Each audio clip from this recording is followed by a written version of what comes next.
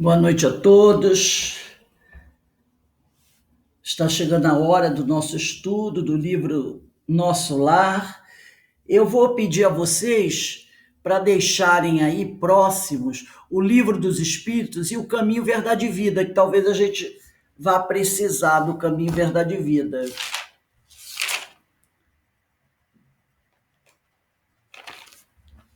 Talvez a gente utilize. Então, chegando a nossa hora aqui.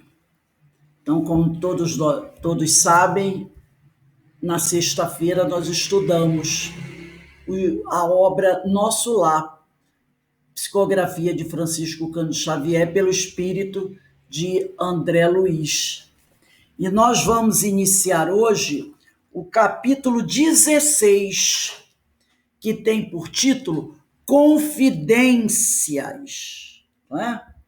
Então, vamos ver o que André traz para a gente nesse capítulo 16, as confidências. E ele inicia assim, lembrando a todos que o capítulo anterior, que foi o capítulo 15, falava da visita materna. Então ele inicia esse capítulo 16 tratando ainda da questão da visita da mãe, né? Então ele diz aqui, consolou-me a palavra maternal, porque a mãe fez a ele uma série de observações. E ele diz assim, consolou-me a palavra maternal, reorganizando-me as energias interiores. Então a palavra da mãe dele fez com que ele ficasse energeticamente mais equilibrado, mais harmonizado. Minha mãe comentava o serviço como se for uma bênção, as dores e dificuldades, para as dores e dificuldades. Então, olha só, minha mãe comentava o serviço como se for uma bênção, as dores, quer dizer, para as dores e dificuldades, levando-as a crédito, quer dizer, a certeza de alegrias e lições sublimes. Inesperado e inexprimível contentamento banhava-me o espírito. Aqueles conceitos, aquelas ideias que a mãe trouxe para ele, alimentavam-me de estranho modo. Sentia-me outro mais alegre, animado e feliz. Então, a mãe dele falou sobre trabalho, sobre ser útil. Não é? Então, isso deixou André, ele diz aqui, inesperado, ele nem esperava por isso. Não esperava que aquelas palavras dele fossem deixá-lo assim, né? Nesse contentamento, nessa alegria. E aquelas ideias que a mãe trouxe para ele começaram a circular na cabeça dele, né? Ele começou a refletir sobre elas. E agora ele se sentia mais alegre, animado e feliz. E aí nós percebemos que ele começou a pensar com bom ânimo sobre o serviço, o que ele ainda não tinha parado para refletir sobre isso, né? Então, nós podemos perceber que todo serviço que a gente abrace no sentido de servir e ser útil, nos exige, é claro, algum tipo de esforço pelo bem comum e do semelhante, nos tirando da inatividade e da ociosidade. Então é lógico, se você decide abraçar uma tarefa para buscar auxiliar alguém, primeiro, você já sabe que vai ter que sair, né, daquele momento em que você se encontrava. Vamos dizer assim, você vai ter que sair do ponto de inércia. Não é? Você vai ter que sair do ponto de inércia. E vai ter que começar a fazer o esforço. E às vezes esse esforço que você vai começar a realizar, talvez nem todos compreendam. Aí vem aquelas famosas frases assim, você está arrumando sarna para se coçar, você está arrumando preocupação para a tua vida, Você está arrumando confusão. Para que isso? Né? Aí começam a falar sobre esses assuntos, né? Mas, se você decide fazer alguma coisa para ajudar alguém, você vai ter que sair dessa inatividade, né? E também da ociosidade, porque às vezes a pessoa fica numa ociosidade tremenda, né? Ah, eu não vou sair de casa porque tá calor, eu não vou sair porque dá trabalho, eu não vou fazer isso porque é chato, porque eu vou ter muito livro, ah, eu não quero estudar, ah, eu não quero isso, eu não quero fazer aquilo.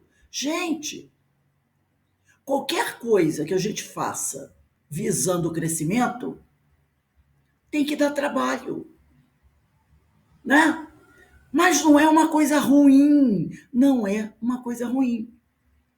Então, né? Isso nos ocupando a mente, isso é importantíssimo.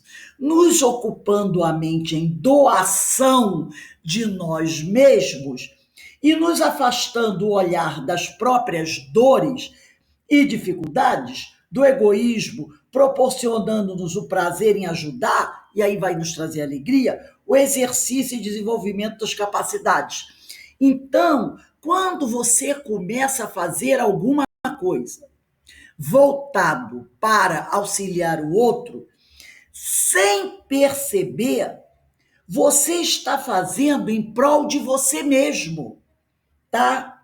Porque você está ocupando a mente em doação de você mesmo. E também você vai se afastar um pouco das suas próprias preocupações, porque senão você fica, sabe aquele gato correndo atrás do próprio rabo? É assim. No momento em que você começa a estender o seu olhar e a se preocupar com o outro, você deixa um pouco de se preocupar com você mesmo.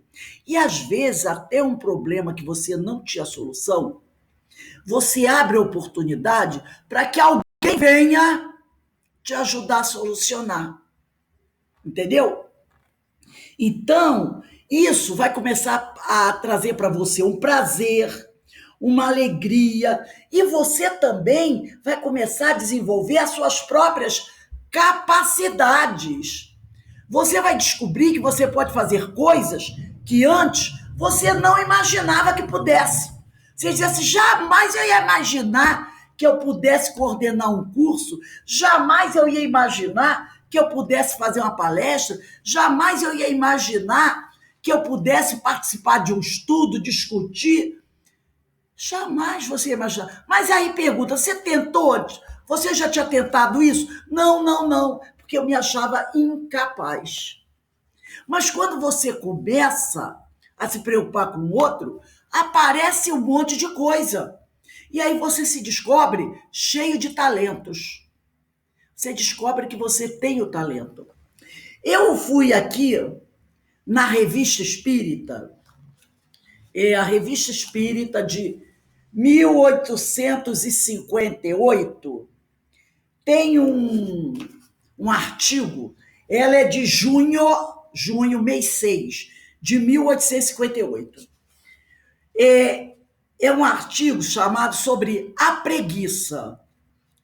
Ele é publicado em duas partes. Eu vou ler a segunda parte. A segunda parte diz assim: eu vos digo que a força não foi dada ao homem, nem a inteligência ao seu espírito, para que consuma seus dias na ociosidade, mas para ser útil aos seus semelhantes. Tá? Então, a força e a inteligência nos foi dada para sermos úteis, principalmente aos nossos semelhantes. Ora, aquele cujas mãos estiverem desocupadas e o espírito ocioso será punido e deverá recomeçar sua tarefa. Em verdade vos digo, quando a gente ouve isso, a gente lembra de Jesus, né? Toda vez que Jesus ia dizer uma coisa importante, ele dizia: em verdade vos digo, sua vida será posta de lado como coisa imprestável, quando o seu tempo se cumprir. Compreendei isto como uma comparação. Essa foi uma dissertação moral ditada por São Luís, a médium Hermance Dufour, em 5 de maio de 1858. E foi publicado na Revista Espírita de junho de 1858. Então, a mensagem de São Luís sobre a preguiça está em duas partes. Eu estou lendo só a segunda parte. Então, quem quiser, procura a Revista Espírita, lê ela inteira, que é muito bonita. Então, São Luís diz assim: compreendei isto como uma comparação. Qual de vós, possuindo no pomar uma árvore que não dá fruto, não dirá ao servo: corte aquela árvore e lance-a no fogo, pois seus ramos são estéreis. Então ele está mandando, compare isso, analise isso como uma comparação. Não é dizer assim, meu Deus, vai destruir o meio ambiente. Não é disso que se trata. Ele está fazendo uma comparação, tá?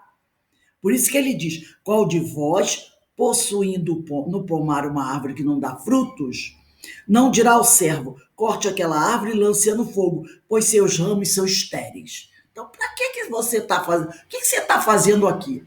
Se você não faz nada para ajudar ninguém. E aí São Luís continua. Ora, assim como aquela árvore será cortada, por causa de sua esterilidade, também a vida do preguiçoso será lançada no refúgio, por ter sido estéril em boas obras. Então, o que ela será lançada a vida do preguiçoso no refúgio? Ele vai ter que, depois, resolver essa questão, não é? Reparar essa questão. Porque não fazer o bem, porque tem um sujeito que diz assim, eu nunca fiz o bem, mas também nunca fiz o mal. Não fazer o bem já é fazer o mal. Então, ele vai ter que prestar conta disso. Porque ele tem todos os talentos, estudamos isso também, Memória Suicida, veio com tudo preparado para ter uma boa reencarnação e não aproveitou disso, né? Deixou isso para lá, não se preocupou, não procurou fazer nada de útil, tá? E também aqui o Livro dos Espíritos, vamos pegar aí o Livro dos Espíritos, na questão 563 e 564. Questão 563. Parte segunda, capítulo 10 das ocupações e missões dos espíritos. Kardec pergunta aos espíritos, na questão 563, são incessantes as ocupações dos espíritos?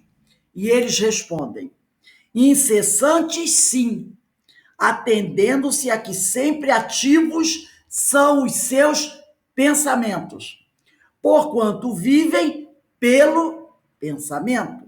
Importa, porém, não identifiqueis as ocupações dos espíritos com as ocupações materiais dos homens.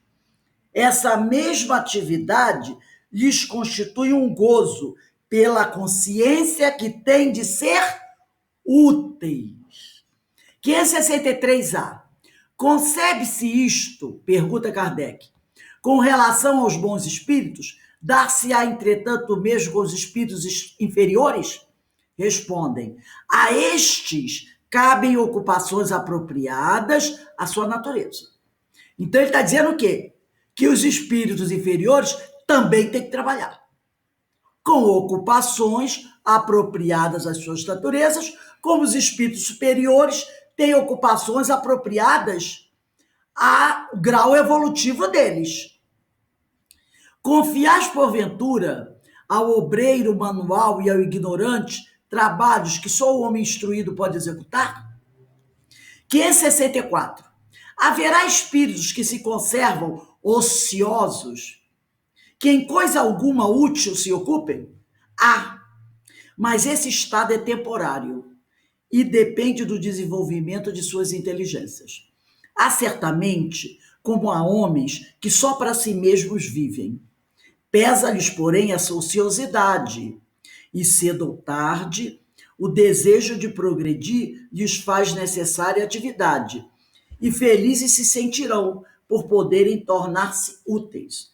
Referimos-nos aos espíritos que hão chegado ao ponto de terem consciência de si mesmo. De si mesmo, né? Deixa eu ver. Pesa-lhes,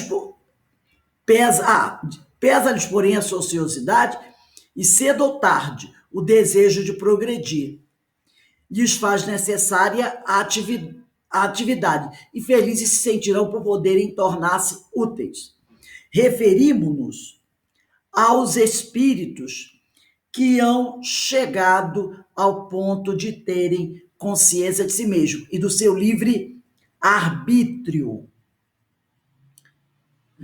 Porquanto, em sua origem, todos são quais crianças que acabam de nascer e que obram mais por instinto que por vontade expressa. Então, vamos agora, né, dar uma olhadinha aqui, continuando aqui a nossa leitura. Ó minha mãe, exclamei comovido, deve ser maravilhosa a esfera da sua habitação. Que sublimes contemplações espirituais, que ventura! Ela esboçou um sorriso significativo e obtemperou. A esfera elevada, meu filho, requer sempre mais trabalho, maior abnegação. Então, o que ela está querendo dizer para ele? Que é isso aí. Esfera elevada requer muito mais trabalho e abnegação. Não é uma coisinha que a gente acha, vai ficar lá todo mundo descansando. Não. Esfera elevada requer muito mais trabalho e abnegação. Não suponhas que tua mãe permaneça em visões beatíficas, quer dizer, que a mãe dele fique lá apenas contemplando e tocando harpa, à distância dos deveres justos. Devo fazer-te sentir, no entanto, que minhas palavras não representam qualquer nota de tristeza na situação em que me encontro. É antes revelação de responsabilidade necessária,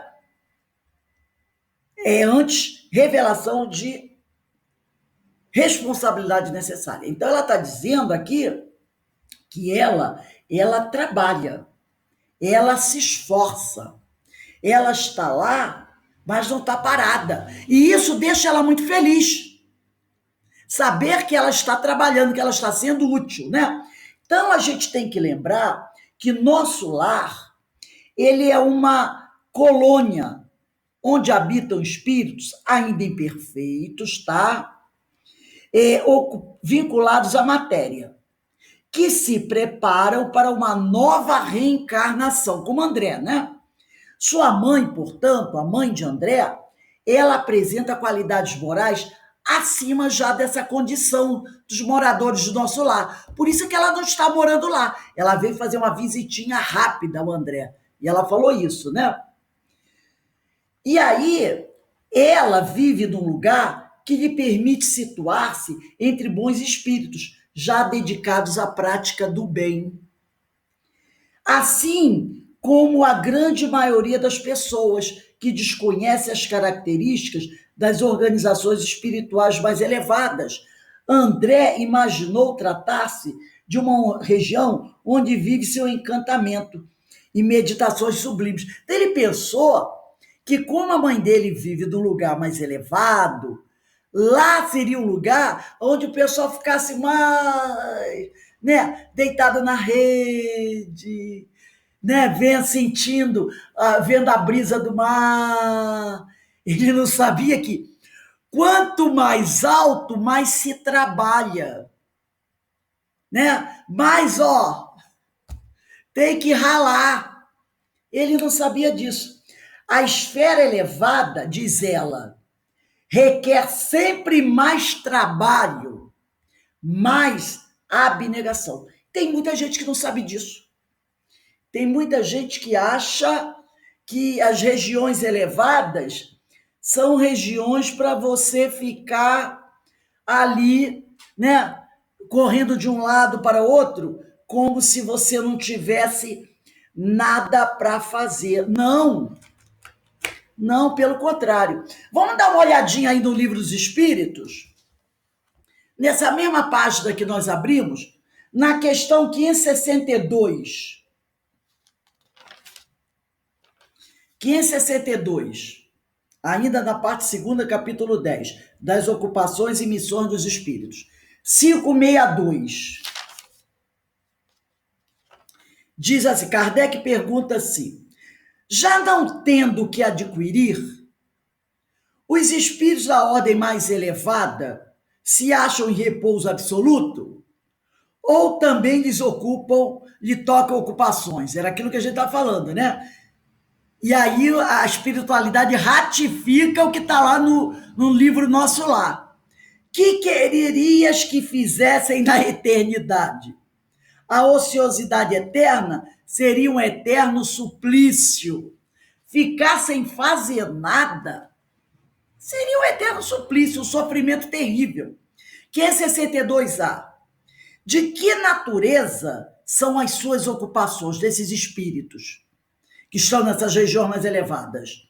E eles dizem, receber diretamente as ordens de Deus, e aí nós já aprendemos que os espíritos puros mandam ordens para os espíritos superiores, os espíritos superiores mandam ordens para os benévolos, para os sábios, para os sabedoria, e assim a ordem vai passando de cima para baixo, para todo mundo trabalhar. Então ele diz aqui, receber diretamente as ordens de Deus, transmiti-las ao universo inteiro. Lembra que nós falamos que os espíritos puros são responsáveis pela harmonia do universo?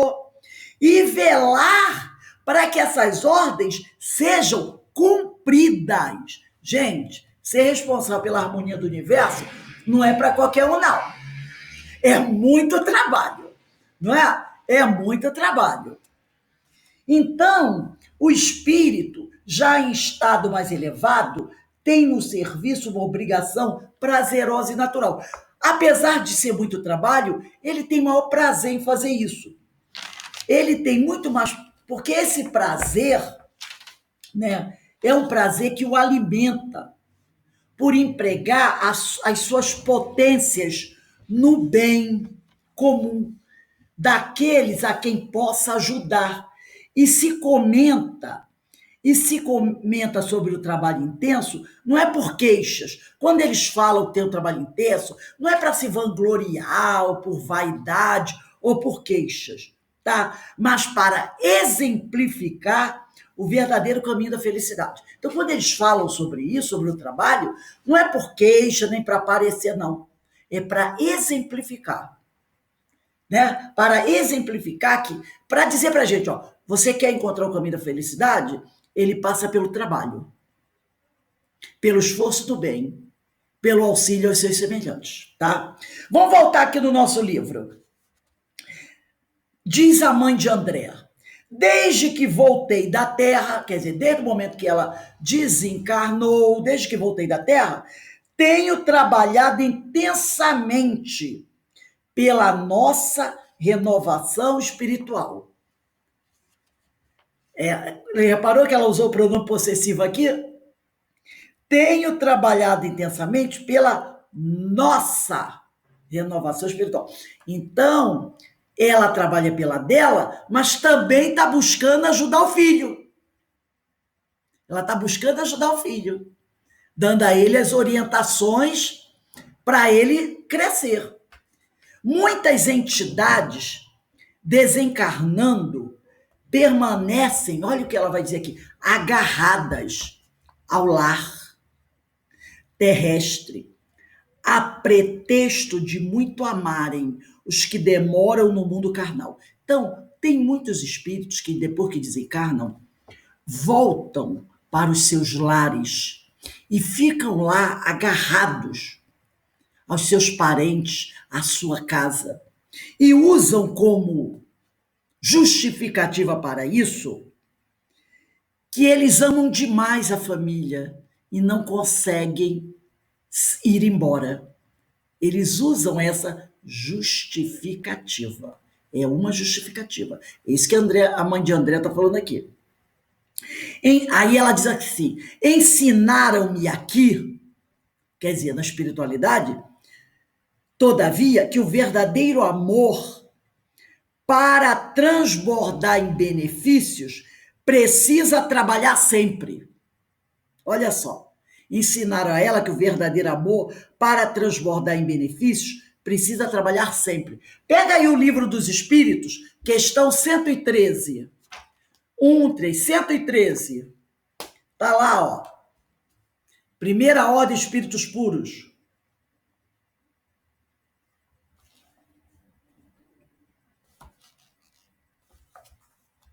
Diz aí, ó. Os espíritos que a compõem percorreram todos os graus da escala e se despojaram de todas as impurezas da matéria.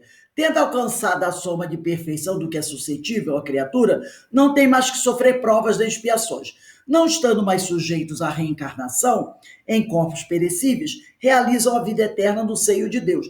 Agora, cuidado com a ideia. Se o cara parar de ler aqui, ele vai dizer assim: realizam a vida eterna no seio de Deus. Quer dizer, fica lá no seio de Deus sem fazer nada, né? Se ele parar de ler aqui, ele vai pensar que vai ficar lá no seio de Deus sem fazer nada. Mas aí continua. Gozam de inalterável felicidade porque não se acham submetidos às necessidades, nem às vicissitudes da vida material. Essa felicidade, porém, não é a de uma ociosidade monótona. Então, eles estão lá, realizam a vida eterna no seio de Deus, mas não com uma ociosidade monótona a transcorrer em perpétua contemplação. Eles são os mensageiros e os ministros de Deus, cujas ordens o executam para a manutenção da harmonia universal. Comandam a todos os espíritos que lhes são inferiores, auxiliam-nos na obra de seu aperfeiçoamento e lhes designam as suas missões: assistir os homens nas suas aflições, concitá-los ao bem ou expiação das faltas que os conservam distanciados da suprema felicidade, constitui para eles ocupação gratíssima. São designados, às vezes, pelos nomes de anjo, arcanjo, né? Então, eles estão lá, sim, realizam a vida eterna no seio de Deus, mas não, essa felicidade no seio de Deus não é a de uma ociosidade monótona, a transcorrer em perpétua contemplação, e sim de muito trabalho, buscando auxiliar os outros. São os que mais trabalham, né? E aí, continuando o Nosso Lar, do livro Nosso Lar. Desde minha vinda, então procuro, né? Desde minha vinda para cá, então procuro esforçar-me por conquistar o direito de ajudar aqueles que tanto amamos. Então, desde que ela foi para lá, ela está buscando ajudar aqueles a quem ela tanto ama. E de todas as formas, trabalhando sempre, né? Então, a permanência dos espíritos em seus lares, e ela aqui falou sobre esse detalhe, ela disse aqui, ó: muitas entidades desencarnando permanecem agarradas ao lar terrestre a pretexto de muito amarem os que demoram no mundo carnal. Então, eles usam essa justificativa. Desencarnou, não quer desencarnar da casa, quer ficar lá. E ficam lá. E acabam até por interferir, de alguma forma, no dia a dia das pessoas que ali se encontram, né? Então, A gente percebe que a permanência dos espíritos em seus lares após o desencarne é sinal de apego material e possessividade afetiva. É meu filho, é minha mulher, é meu marido, é minha casa. Então é aquele apego material e aquela possessividade afetiva. É meu marido, não aceito que case com ninguém. Lembra do André Luiz? Quando ele voltou e não encontrou o retrato dele na parede, porque tinha um retrato antigamente, né? A família tirava o retrato assim, o pai sentado ao lado da mãe e os filhos em pé atrás. E ele tinha um retrato desse da família na parede. Quando ele entrou dentro de casa, quando ele olhou, cadê o meu retrato? Tinha sumido. E ele encontrou outro deitado na cama dele, de pijama. Meu Deus do céu, quase que ele quebrou o pau. Né? Ficou irado, ficou desequilibrado. Então, isso é uma prova de que, e olha que ele já tinha, olha quanto tempo que ele já estava do nosso lar. Isso é uma prova de possessividade afetiva, falta de esclarecimento sobre as leis que regem o universo. Porque a gente tem que lembrar que nós somos uma grande família universal. Somos todos irmãos. Então não tem nesse negócio, meu filho, não, somos todos irmãos, somos todos uma grande família. E também demonstra carência de compreensão sobre o amor divino, que zelar por todos os seus filhos através de suas leis sublimes e de espíritos protetores, que trabalham pelo bem de seus tutelados, né? Então a gente tem essa carência ainda de compreensão sobre o amor divino. E lembrar que Deus zela por todos os seus filhos. Então não é porque eu desencarnei que a minha família vai ficar desamparada.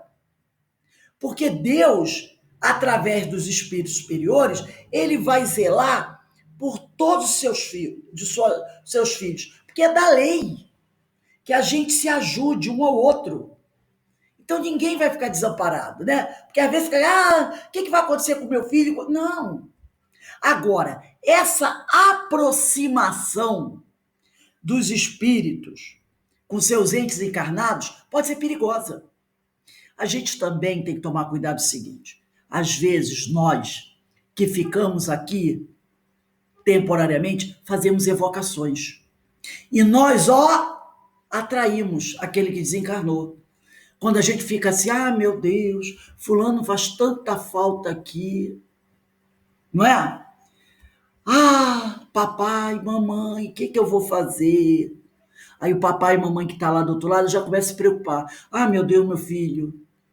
Que vai ser do meu filho? Olha como meu filho está. Porque a gente aqui fica assim. Em vez de orar para ele estar bem, seguir o caminho dele, a gente fica assim, meu Deus, como a minha mãe me faz falta. Que saudade da mamãe e do papai. É claro que a saudade é uma coisa boa, mas a gente não pode ficar fazendo isso. Imagina o outro que está do outro lado e que ainda não tem aquela firmeza, né? Aquele bom equilíbrio. Como é que ele vai ficar preocupado? Claro que ele vai ficar preocupado. E aí, sem querer, ele pode se aproximar da gente. E essa proximidade, apesar de ser meu pai e minha mãe, pode não ser boa pra gente. Entendeu?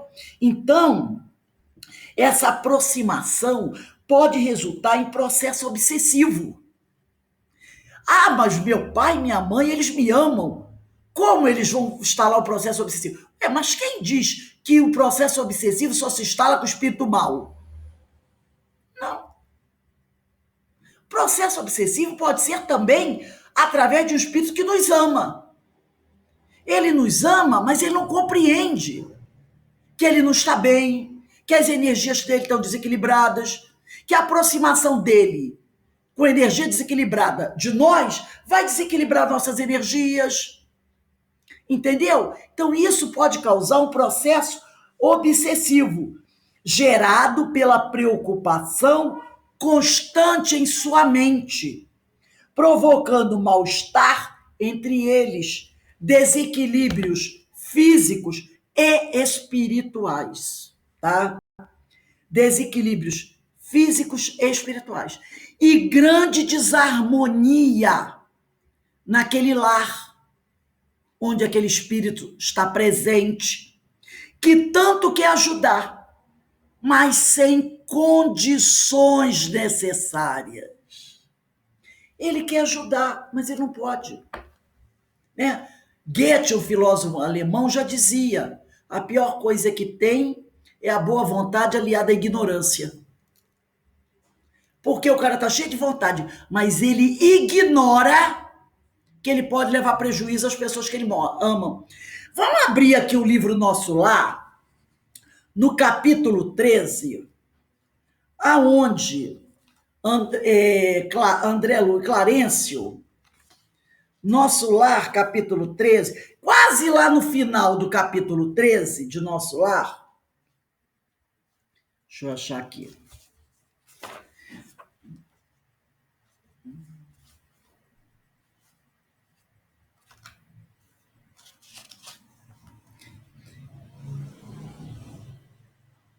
Deixa eu achar aqui, peraí, um instantinho. Essa hora, para enxergar, já fica meio complicado. Ele diz assim, você chegando à última página, você sobe 5 parágrafos. Aí diz assim, última página do capítulo 13. Quando aquela senhora, ela foi para o atendimento fraterno, é o capítulo 13 do gabinete do ministro, e ela foi lá e disse para ele que ela queria ajudar os filhos dela. E o ministro Clarencio diz assim, que fará, pois, na terra, se não aprendeu ainda a suportar coisa alguma? Não duvido da sua dedicação aos seus filhos, mas importa notar que haveria de comparecer por lá como mãe paralítica, incapaz de prestar socorro justo. Por que mãe paralítica? Porque ela não sabe como ajudar. Então seria como uma pessoa paralítica que quer ajudar alguém, mas não tem como. Aí ele diz aqui,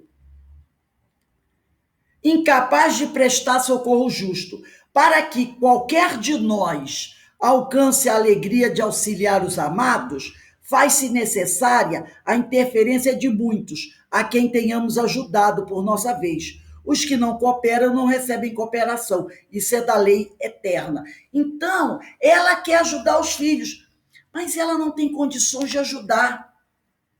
Então, ela poderá até prejudicá-los. Então, na vida espiritual, é necessário trabalho para conquistar o direito de ajudar aqueles que tanto amamos. Então, muitas vezes a pessoa, ela não sabe disso. Ela quer ajudar, mas ela não tem preparo nenhum para ajudar. E ela acaba provocando ali um processo obsessivo, prejudicando os seus entes queridos. Então, como nós já vimos, é uma questão de cooperação justa, de união de esforços necessários para um auxílio efetivo. E só se conquista a assistência dos amigos espirituais através do merecimento.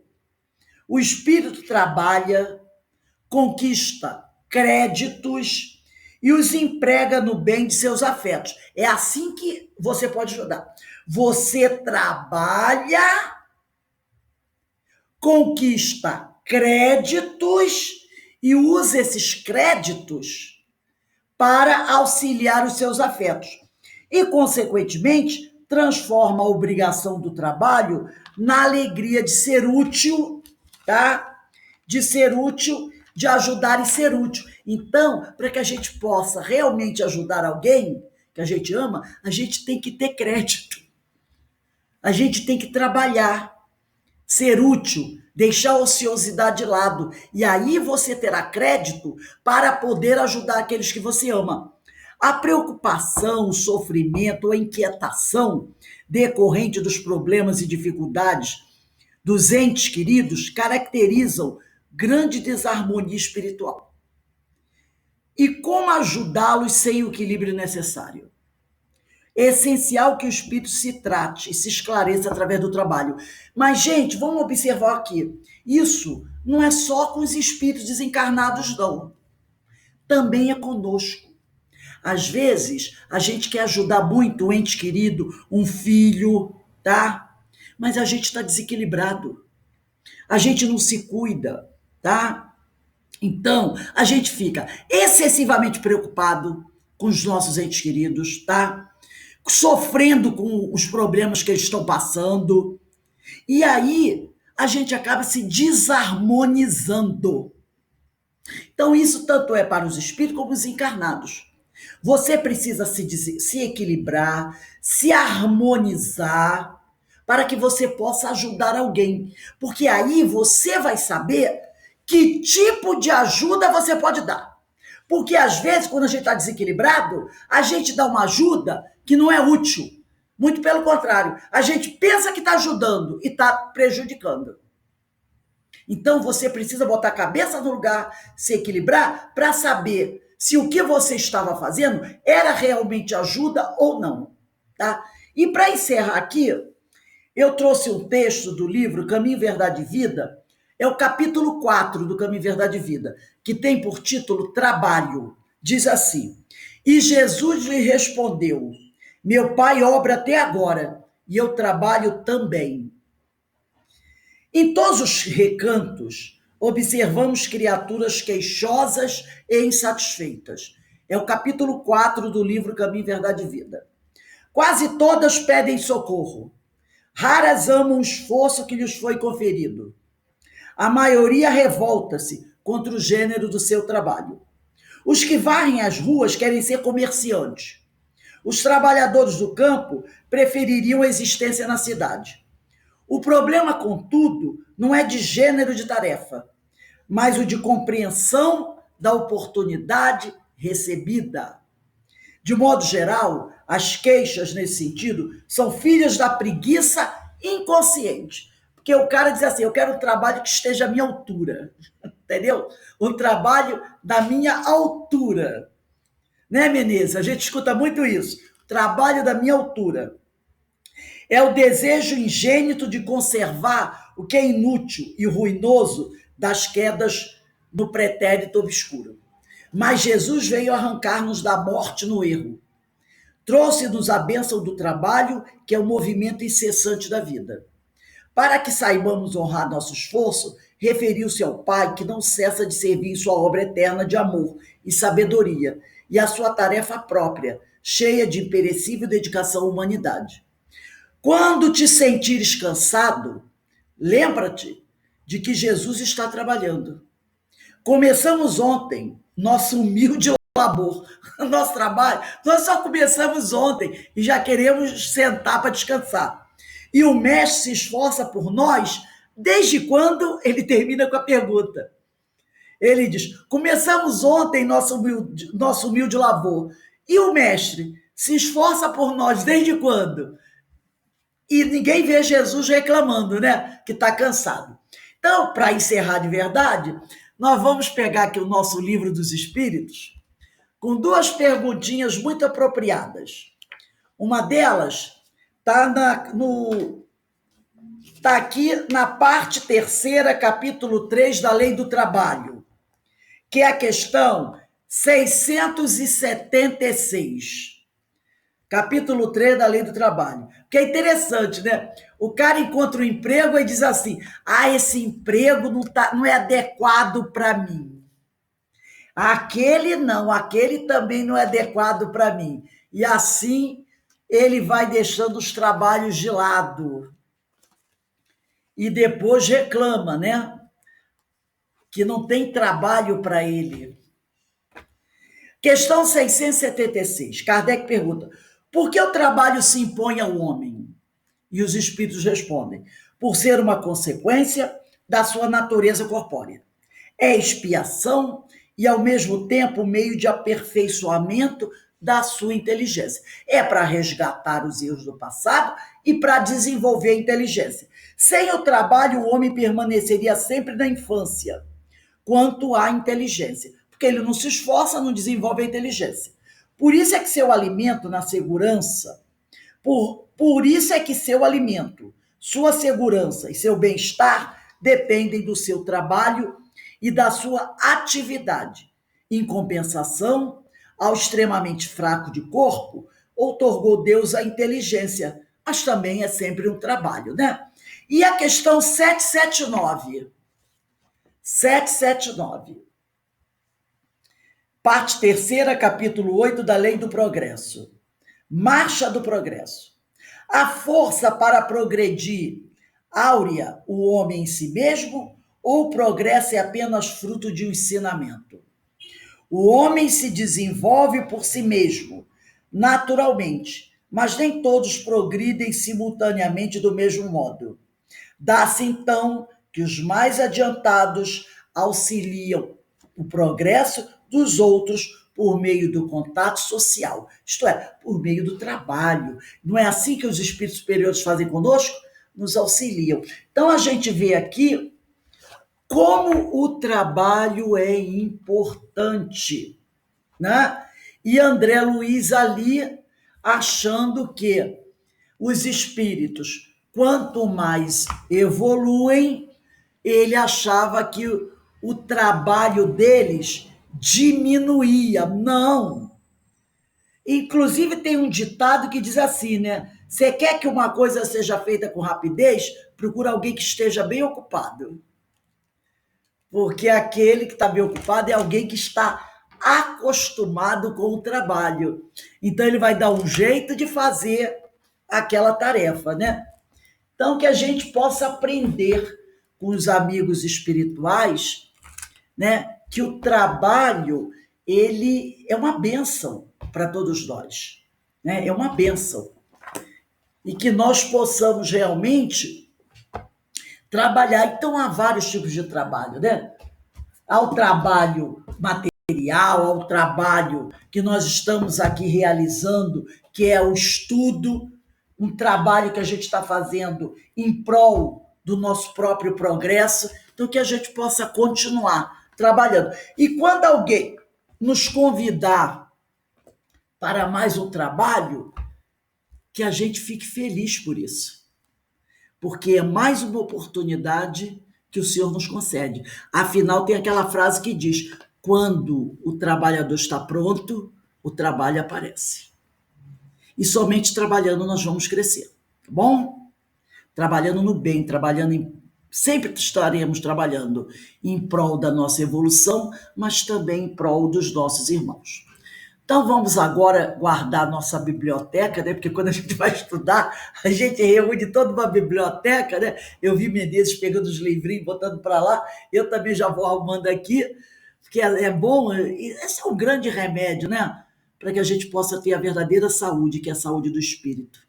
Então, para a gente encerrar, eu vou pedir à nossa irmã Iraci para fazer a nossa prece de encerramento. E amanhã estaremos aí para as epístolas de Paulo às 16 horas.